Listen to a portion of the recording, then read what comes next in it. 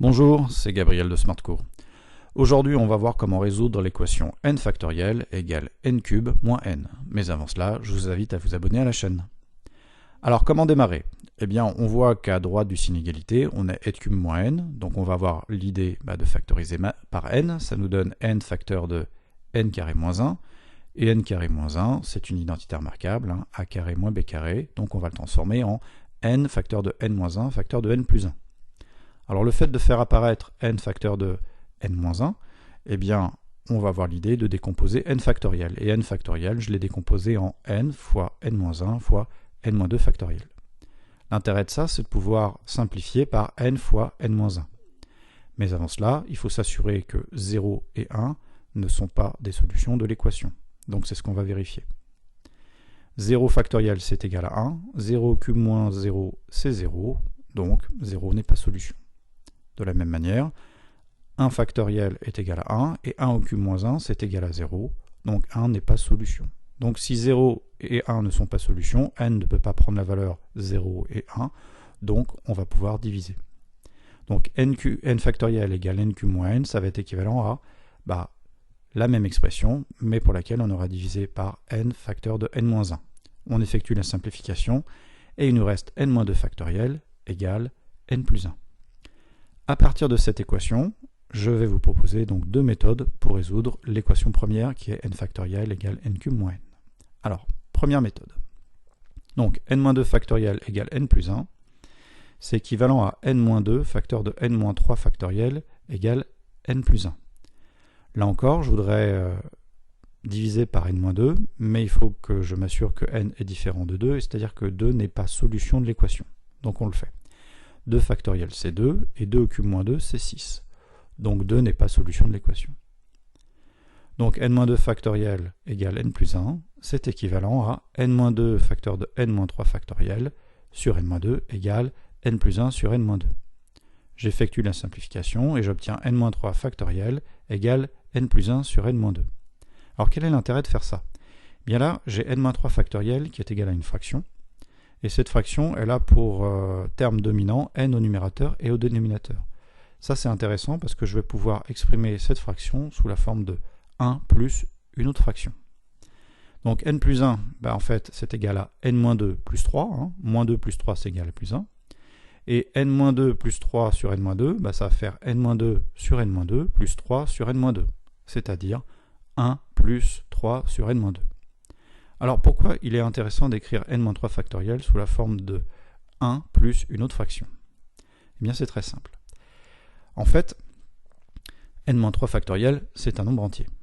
1 est un nombre entier, donc 3 sur n-2, c'est un nombre entier également. C'est même un entier naturel. Donc si n-2 est forcément un diviseur de 3, or 3 n'admet que deux diviseurs, puisque c'est un nombre premier, 1 et 3. Cela signifie que soit n-2 est égal à 1, auquel cas ça fait n égale à 3, soit n-2 est égal à 3, auquel cas n égale à 5. Donc 3 et 5, ce sont nos deux solutions candidates. Et on va donc vérifier si ces solutions candidates sont effectivement solutions de notre équation de départ. Donc on détermine si 3 et 5 sont les solutions de l'équation. 3 factoriel, c'est égal à 6. Et 3 au cube moins 3, c'est égal à 24, donc 3 n'est pas solution de l'équation. 5 factoriel, c'est égal à 120, et 5 au cube moins 5, c'est égal à 120, donc 5 est solution, et c'est donc l'unique solution. Donc finalement, S égale 5. Deuxième méthode à présent.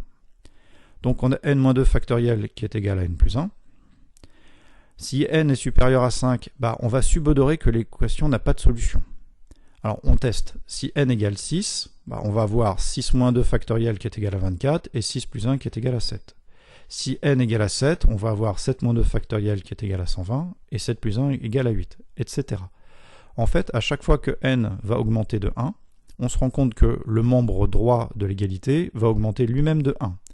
Par contre, le membre de gauche, lui, va être multiplié par un nombre entier toujours croissant. Donc en fait, la conjecture qu'on émet, c'est que si n est strictement supérieur à 5, on n'aura jamais d'égalité. n-2 factoriel sera toujours supérieur à n plus 1. Mais ça, c'est une conjecture, et on va la démontrer. Donc démontrons que si n est strictement supérieur à 5, alors n-2 factoriel est strictement supérieur à n plus 1. Alors, on démarre de n strictement supérieur à 5. Ça, c'est équivalent à n plus n-4 strictement supérieur à 5 plus n-4. Donc là, j'ai additionné à gauche et à droite par n-4. Alors pourquoi je fais ça? Tout simplement parce que 5 plus n-4, ça fait n plus 1. Ensuite, 2n-4, je factorise par 2 et j'obtiens n strictement supérieur à 5, équivalent à 2 facteurs de n-2 strictement supérieur à n plus 1. Alors pourquoi ça c'est intéressant? Parce que 2 et n-2 sont évidents, de manière évidente, des diviseurs de n-2 factoriel. Ce qui signifie que n-2 factoriel est strictement supérieur à 2 facteurs de n-2, qui est lui-même strictement supérieur à n plus 1. Donc, on a démontré que n-2 factoriel est strictement supérieur à n plus 1 quand n est strictement supérieur à 5.